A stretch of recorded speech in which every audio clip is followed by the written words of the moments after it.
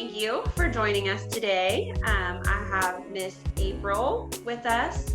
She is a registered nurse. She works in labor and delivery. April, do you want to give a little bit about yourself? Um, like Kayla said, I'm April, and I am a labor and delivery nurse. I have four kiddos. I have my bonus baby, my daughter, and my twin 5-year-olds. So, Wonderful. So I love your perspective as both a professional in the labor and delivery field and then also as a mom. 'Cause I know your birth with your twins was a little, not what you expected it to be, correct? Do you right. want to talk a little bit about that? So I got pregnant, and I was really excited. We planned it, and I thought, we talked about it beforehand, and I said, we'll just have one. And my husband was very adamant that he wanted more. If he could have an entire football field, he would. I don't enjoy being pregnant. So I said, can we compromise on one and then we'll see? My plan was to just break it down to him easily once the one was Mhm. born that I was done. Yeah. And I found out that we were having twins on Thanksgiving Day when I thought I was having a miscarriage. I Oh, hadn't seen my OB yet, and I went into the ER thinking I was having a miscarriage, and the doctor politely told me that there was not one baby but two babies in there. So love it. um, I still am a little in shock 5 years later that I have a set of twins because I never thought that would happen to me. But here we are. Wonderful. And so, whenever you found out you were pregnant, were you already working in labor and delivery at that time? Yes. So I've been a labor and delivery nurse for 14 years now. I Okay. had been working in labor and delivery for a long time. And so when I found out that I was pregnant, I thought it's just a normal pregnancy. When you kind of throw twins into things, twins do not run in my family at all. And so not only was it a shock that this is happening to me, but knowing the risk factors that go along with having twins from working in labor and delivery just adds a little bit of fear into things, I think. Hmm. Um, the likelihood that they'll be born early is pretty high. And so I was anticipating that they were going to be born a little bit early, but I wasn't anticipating that they were going to be born as early as they were. Okay. And so, can you tell us a little bit about your actual experience in the delivery with your twins? Yes. So I was still working, and I was still working full time in labor and delivery. And I um, just started feeling contractions at 23 weeks and 4 days, Wow. which that's not quite, it's kind of on the border of viability or when babies can live outside of the womb. So um, I, as a labor and delivery nurse, I don't want to complain too much. And so I remember going to the hospital and saying, I don't really want to be checked in. Just let me know how it's going. Give me a realistic expectation. Let me know if I'm being a baby. And they said, no, you you got to be checked in. And I never left the hospital until I went home with my babies. So I had to be shipped to a higher level of care, and it was a pretty scary couple of days just because you hit milestones that you're really excited about, and so I was just waiting to get to those milestones. And so I actually, my water broke at 26 weeks and 2 days, and I was able to prolong things for about 12 hours, and then my babies were born by emergency C-section because one of them decided to throw his foot out there and want to come early. So, Oh, okay. He um, was so excited. he was very excited. He's still like that to this day. He's on his own timing. So, Yeah. I think it was just a little bit difficult knowing what I know in labor and delivery and knowing a little bit about the risk factors. I labor people, and then I move them out. I move the smaller babies out and let somebody else take care of them. And so it was really trying to understand a completely different side to what I do, and then being born early, and really getting a good grasp on what my expectations were and what the possibilities were that there was going to be a lot of complications. So it was scary, Yeah, to I'm say the sure. least. Yes. Yeah, absolutely. So, in the midst of your between the time that you were admitted and the time that you had your babies, was there anything that anybody may have said or done that kind of gave you a little bit of hope and helped you through it, or maybe even made it a little worse, like from I a think, like emotional standpoint? yeah, I think that, I had to be on bed rest from 23 weeks and 4 days to 26 weeks and 2 days. And so for me, one of the antepartum nurses that I had when I was on bed rest actually made scrapbook pages for me that documented the milestones of how far along that I was. And Oh, so she made one at 26 weeks and said, your baby is the size of this, and this is what's growing right now. And, at 27 weeks, it was like, your baby's the size of an ear of corn, and the whole page was decorated like corn. And the same thing or I'm not sorry, not 27 weeks, but 23 weeks, 24 weeks, 25 weeks, and 26 weeks, she made me papers. And I still have them. no, It was really important to me, and that doing that made me feel like you can plan out everything all day long.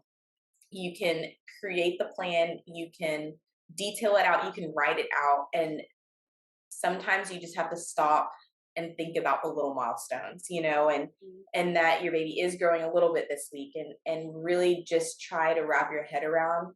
You cannot plan everything out. You can set expectations, but you really just have to think, where are we at right now, and when can I celebrate the little victories. So mhm, that was super helpful in good. her doing that. And once the babies were born, it was super nice because one of the nurses who I'm still friends with to this day, was really honest with me about the NICU being a roller coaster. And sometimes you have great days, and sometimes you have not so great days. And especially with twins, sometimes one's having a great day and the other one's not having a great day. And so that really set up a realistic expectation that not every day is going to be a great day. And I just have to kind of roll with it, because eventually it's going to be done and we're going to move into another phase. And so I think that was super helpful too. Yeah, well, good. I love the scrapbooking idea. I think that's so Oh, yeah. sweet of her to have done that. I love Yeah. that. And you're right, expectations play a huge role in how we as mamas, how prepared we feel. And so whenever things do kind of go off track, if we have an expectation that allows for that, then we're not disappointed. Right. So I think that, there's a lot to be said for that. Working, in labor and delivery and having all of the knowledge that you have. I know you mentioned earlier that it added to the level of fear. Do you want to elaborate any more on, how your background kind of shaped your experience? I think that for me, it was a little bit difficult because when I was looking at it, I was looking at it very, the technical things about things, and really analyzing things a little bit. And, my chances is 2%, and really looking at numbers like that. And my sweet husband has no medical healthcare experience. And so I remember when the doctors would come and tell us stuff, and they would give us the worst news. And he would, at the end of that conversation, be like, "That's great." And I'm like, "No, it's not." Oh, bless his And heart. so, and I think it just really having to sit down, and I had to learn a lot about the NICU and different equipment and different medical terms, and um, things that I just was not very familiar with. And I think in that self, sometimes people, when they hear you're in medicine, they talk to you like you know what they're talking about. And I really had to stop and say, I don't know what you're talking about. I'm so sorry. Like, I want you to talk to me like I don't know anything. And I'm not going to get offended, but I really want you to break it down for me. And so I think trying to separate the healthcare worker from the mom can be a little bit difficult at times, and a little bit difficult pulling on your heartstrings. But I don't know. I think the most important thing for me to grasp onto is I'm a very spiritual person, and I believe in that wholeheartedly. Um, and I think that even when people are not spiritual, I think that's totally fine. More importantly, I think it's so important to grasp on to some grounding and to have some kind of consistency there. Because when you feel like everything else is falling apart and nothing makes sense, having a little bit of constant in your life makes all the difference in the world. And so I Yeah, think, I absolutely agree. yes, and I think that during that time of so much fear and anxiety and worrying, when you stop and you say, okay, I'm gonna look and I'm gonna count the small victories and I'm gonna look at the little milestones and I'm not gonna get too far ahead of myself and looking into the future. I'm just gonna take it sometimes hour by hour, sometimes day by day, sometimes week by week, but I'm not gonna get ahead of myself and I'm gonna just celebrate those little victories and find my constant that I can kind of hold on to, you know? It's beautiful. Yeah. Um, I know with all of the knowledge you have, and because the odds were very stacked against you guys with it Mhm. being so early, I'm sure that made it definitely a lot more because you knew the reality of that. Right. And so that probably weighed a lot heavier, than somebody that didn't have that background and that knowledge. So um, I personally, I think prayer gets us through a lot of things. So that spirituality and something to kind of lean into is very helpful, regardless of what that is for each person. But Right. having that consistency is very important. I agree. So once you made it through the delivery and the NICU experience, or as you were going through the NICU experience, really, and into returning home, was there anything that kind of helped you through all of that? Anything um, maybe more like tangible that seemed to be helpful, or something other people did that was helpful to you? Yeah, I think I am, I do not like to ask for help. Hmm. I think I feel like I'm a pretty strong person and I really don't like asking for help. And it's not that it's a pride thing, it's just that it's hard for me, it's hard for me to say I need help. And I think especially when you're in that moment, a lot of people don't like to ask for help. Yeah. But I found that sometimes if I could just talk to people and I could just get out what I was feeling, Hmm. that they could hear me and that in itself made it better. Or when people would listen to me, some friends or family would just jump in and do something. They would hear need in the conversation that we were having without me even asking, and they would jump in and help. And I felt like that meant the world to me. It made me feel a lot less anxious, that I Hmm. didn't have to put myself out there and put all of my struggles out there. Um, and ask for help. Sometimes I could just put myself out there and say, "Gosh, I'm really struggling, and this is really hard." And we've been having to run back and forth, and um, we've been eating fast food every night, and it's just really hard. And then somebody would buy us a meal, and it would show up on our doorstep, and little things like that. I think just taking the time to listen to somebody and not making them ask, but seeing their needs. And if you really get to know people, then you kind of know where you're not intruding at. I think there's some little things that you can do for people that really make all the difference in the world. And to you, it might be simple. Dropping off a gas card because they've been running, or dropping off something to eat, or really just sitting down and letting them vent for a few minutes is, I mean, you cannot replace that. It's very true. Yeah, I know when you have a baby in NICU, it takes away from the postpartum healing, Hmm. which is a whole nother milestone and thing to get over, or not get over, but proceed through, Right. I should say. But do you, looking back, how has your experience going through what you went through? How has that shaped your care as a provider? I love my preterm wellness. But I think that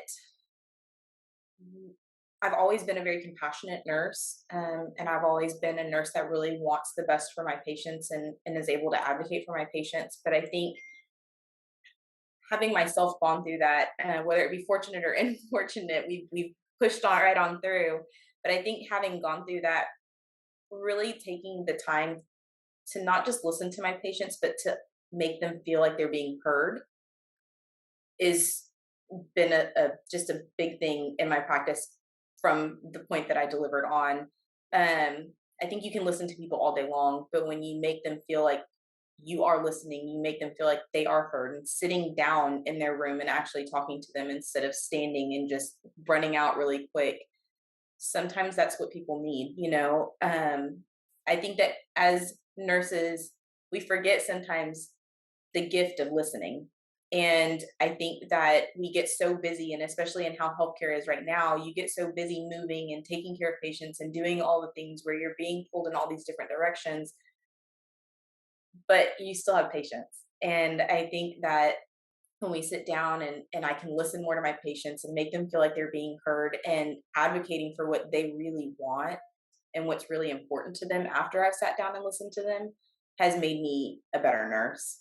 You know, I can take whatever they want and take what's important to them. It might be something that is so small that we can do for them, but if it makes their day a bit different, if it makes their week or their outlook a little bit different, then that's what's important for them, you know?